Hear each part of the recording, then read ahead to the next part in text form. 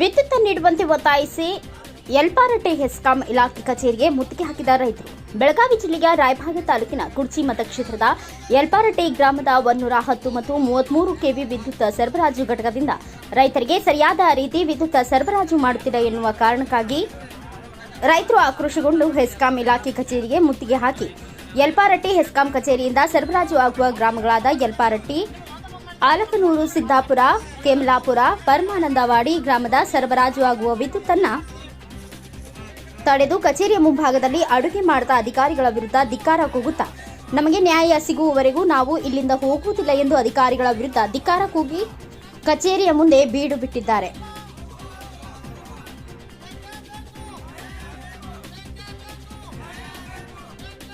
ಯಲ್ಪಾರಟ್ಟಿ, ಕೆಮಲಾಪುರ, ಸಿದ್ದಾಪುರ, ಆಲಕನೂರ, ಪರಮಾನಂದವಾಡಿ, ಹಾಲುಗಿರಿ ಎಲ್ಲ ಒಂದೊಂದು ಕೋಟಿ 2 ಕೋಟಿ ರೂಪಾಯಿ ಖರ್ಚು ಮಾಡಿ ಪೈಪ್ಲೈನ್ ಮಾಡಿದ್ವಿ. ಮಳೆಯಾಗ ನೀರು ಇಲ್ಲದಕ್ಕೆ ಬಂದ್ ಮಾಡಿರಿ. ಮೊದಲು ನೀರು ಇಲ್ಲಕ್ಕೆ ಈ ನೀರು ಬಂದು ತಿಂಗಳವರು ಲೈನ್ ಕೊಡೋರು, ಕರೆಂಟ್ ಕೊಡೋರು. 30ನೇ ತಾರೀಕು ನಾವು 30 ತಾರೀಕು ಒಂದು ಮನವಿ ಕೊಟ್ಟಿದ್ದೇವೆ ರೀ. ಏನಂತ ಮನವಿ ಕೊಟ್ಟರೆ ಮನವಿ ನಾವು ನಮ್ಗೆ ಕರೆಕ್ಟ್ ಬರ್ಬಿಟ್ಟು 7 ತಾಸು ವಿದ್ಯುತ್ ಕೊಡಬೇಕು, ಒಂದು ದಿನ ಬಿಟ್ಟು ಒಂದು ಗ್ಯಾಪ್ ಮಾಡಿ ಕಂಟಿನ್ಯೂ ಕೊಡಬೇಕು, ಇಲ್ದಿದ್ರೆ ಉಗ್ರ ಹೋರಾಟ ಮಾಡ್ತೀವಿ ಅಂತ ಹೇಳಿದ್ವಿ. ಸಂಬಂಧಪಟ್ಟ ಅಧಿಕಾರಿಗಳು ಏನು ಹೇಳಿದ್ರು ನೀವು ಮನವಿ ಕೊಡಿ ಮಾಡ್ತೀವಿ ಲೈನ್ ಹಾಕಿರ ಕೊಟ್ರ ದಿವಸ ಒಂದು ದಿವಸ 6 ತಾಸು 6 ತಾಸು 7 ತಾಸು ಬೇಡ 6 ತಾಸು ಕೊಡ್ತೀವಿ ಅಂತ ಹೇಳಿದ್ರು. 6 ತಾಸು ತೊಗೊಂಡಿಲ್ಲ. 6 ತಾಸು ಕೊಟ್ಟು ಈಗ 2 ದಿವಸ ಮುಗಿದ ಬರತ್ತ 3ನೇ ದಿವಸಕ್ಕೆ ಬಂದ್ ಮಾಡಿ. ಯಾಕೆ ಬಂದ್ ಮಾಡೋದು ಕೇಳಿದ್ರೆ ಇವತ್ತು ಕೇಳಕ್ಕೆ ಹೋದ್ರೆ ನಾವು ಕೇಳಕ್ಕೆ ಹೋದಾಗಿಲ್ಲ. ಎಜುಕೇಟರ್ ಹಕ್ಕ ಹೇಳ್ತಾನೋ, ಈ ಹಕ್ಕ ಹೇಳ್ತಾನೋ, ಎಷ್ಟು ಬೇಡತಾನೋ, ಮತ್ತು KPTCL ಬೇರೆ, ನಮ್ಮ 33 ಬೇರೆ, KB ಬೇರೆ, KPTCL ಬೇರೆ ಅಂತ ಹೇಳ್ತಾರೋ. ಅದು ನಮ್ಗೆ ರೈತರಿಗೆ ಏನು ಗೊತ್ತಾಗೋದು. ಮತ್ತು ಒಂದು ವರ್ಷ ಆತಿ ನಾವು 6 ತಾಸು ನಿರಂತರ ಕರ್ನಾಟಕ ಸರ್ಕಾರ 2-3 ವರ್ಷ ಆತಿ 7 ತಾಸು ಕಂಪಲ್ಸರಿ ಹಗಲಿ ಕೊಡ್ಬೇಕೈತೆ. ನಾವು ರೈತರು ರಾತ್ರಿ 4 ತಾಸು 3 ತಾಸು ಕೊಡ್ತಾರೆ, ಹಗಲಿ 4 ತಾಸು ಕೊಡ್ತಾರೆ. ನಾವು ಯಾವ್ದ್ರ ಸಲುವಾಗಿ ಕೇಳಿ ನಾವು ಇಲ್ಲಿ ಮೇಂಟೆನೆನ್ಸ್ ಮಾಡಕ್ಕೆ ನಮ್ಗೆ ಅವೈಲೇಬಲ್ ಇಲ್ಲತ್ತಾರ. ಅವೈಲೇಬಲ್ ಒಂದು ವರ್ಷದಿಂದ 2 ವರ್ಷ ಆತಿ ಅವೈಲೇಬಲ್ ಯಾಕೆ ಮಾಡ್ಕೊಳ್ಳಿ 5 ವರ್ಷ ಅಂತ ಹೇಳಕ್ಕೆ ನಾನು ಮುಂದೆ ಅದಕ್ಕೆ 1 ಟನ್ ಮಣ್ಣು ಹರಗಿರಿ ಚಾಲು ಆಗ್ತದೆ. ಹರಗಿರಿ ಚಾಲು 1 ಟನ್ ಎಲ್ಲಿ ಲೈನ್ ಹೇಳ್ದಿಲ್ಲ ನಾನು, ಬರೀ ಸ್ಟೇಷನ್ ಒಂದು ಓಪನಿಂಗ್ ಮಾಡ್ಕೊಂಡು ಕೂತ್ರು. ಇಲ್ಲ ಈಗ ನಿಮ್ಗೆ ಏನಾಗಬೇಕು? ಈಗ ನಾವು 7 ತಾಸು ನಿರಂತರ ರೈತರು ಬೆಳಿಗ್ಗೆ ನೀರು ಐತ್ರಿ, ಮಳೆ ನೀರೈತಿ ಎಲ್ಲ ಬೆಳೆ ಈಗ ಸದ್ಯಕ್ಕೆ ನಮ್ಗೆ ಲೈನ್ ಇದ ನೀರಾವರಿ ಹಂಗಾಮಿ ಈಗ ಲವಣಿ ಮಾಡೋದು. ಇನ್ನು ಮುಂದೊಂದು ವಾರ ಬಿಟ್ಟರೆ ಮುಂದೆ ಲವಣಿ ಮಾಡೋಕೆ ಅವಕಾಶ ಇಲ್ಲ.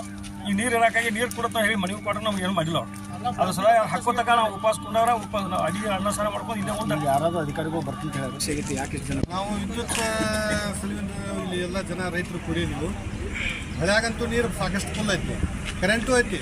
ಆದರೆ ಅಧಿಕಾರಿಗಳು ನಮ್ಗೆ ಕರೆಂಟ್ ಕೊಡುವಾಗ ಮೊನ್ನೆ ಮನವಿ ಕೊಟ್ಟಿದ್ದೀವಿ ನಾವು, ನೀರು ಬೇಕಂತಂದ, ಕರೆಂಟ್ ಬೇಕಂತಂದ ಕೊಡ್ತೀವಿ ಅಂತಂದ್ರೆ 1 ದಿವ್ಸ ಕೊಟ್ಟರು, ಮರು ದಿವ್ಸ ಕೊಟ್ಟಿಲ್ಲ. ಏನಂತ ಮನವಿ ಕೊಟ್ರಿ?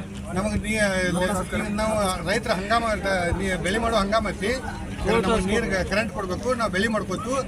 ಮತ್ತು ಎಲ್ಲ ರೈತರಿಗೆ ಬೆಳೆ ಮಾಡೋಕೆ ಅನುಕೂಲ ಮಾಡಿಕೊಡ್ಬೇಕಂತ ಹೇಳಿದ್ವು. ಆ ಪ್ರಕಾರ ಅವ್ರು ಮನವಿ ತೊಗೊಂಡ್ರು, ಹಾಕ್ತು ಅಂದರು. ಅದೊಂದು ದಿವಸ ಹಾಕಿರು, ಆದ್ವು ನಾವು. ಇವತ್ತು ಮತ್ತೆ ಕರೆಂಟ್ ತೆಗೆದಾರ. ಅದರಿಂದ ಎಲ್ಲ ಇಲ್ಲೇ ಕೂತದ್ದು. ನಾವು ಕರೆಂಟ್ ಕೊಡೋ ತನಕ ನಾವು ಇಲ್ಲಿ ಬಿಟ್ಟು ಜಾಗ ಬಿಟ್ಟು ಅಗಾಡಂಗಿಲ್ಲ. ಏನಂತಾರೆ ಮೇಲಿನ ಅಧಿಕಾರಿಗಳು? ಏನಂತಾರೆ ಮೇಲಿನ ಅಧಿಕಾರಿಗಳು ಯಾರೂ ಸ್ಪಂದನೆ ಮಾಡಾಕ್ತಾ ಇರಲಿಲ್ಲ, ಯಾರೂ ಒಬ್ರು ಫೋನ್ ರಿಸೀವ್ ಮಾಡಾಕ್ತಾ ಇರಲಿಲ್ಲ. AW ಎಕ್ಸಿಕ್ಯೂಟಿವ್ ಇಂಜಿನಿಯರ್ ಮೇಲೆ ಹಾಕ್ತಾನು, ಎಕ್ಸಿಕ್ಯೂಟಿವ್ ಇಂಜಿನಿಯರ್ SO ಮೇಲೆ ಹಾಕ್ತಾನು, SO ಇದ್ದಾವ ಫೋನ್ ರಿಸೀವ್ ಮಾಡ್ತಾ ಇಲ್ಲ. ಮತ್ತೆ ಸರ್ಕಾರದವ್ರು ಹೇಳ್ತಾರೆ ಏನು ಮಾಡ್ತಾರೆ? ಸರ್ಕಾರದವ್ರು ಏನು ಮಾಡ್ಯಾರ? ಸರ್ಕಾರದವ್ರು ರೈತರನ್ನ ಮಣ್ಣು ಕೊಡಾಕತ್ತಾರ.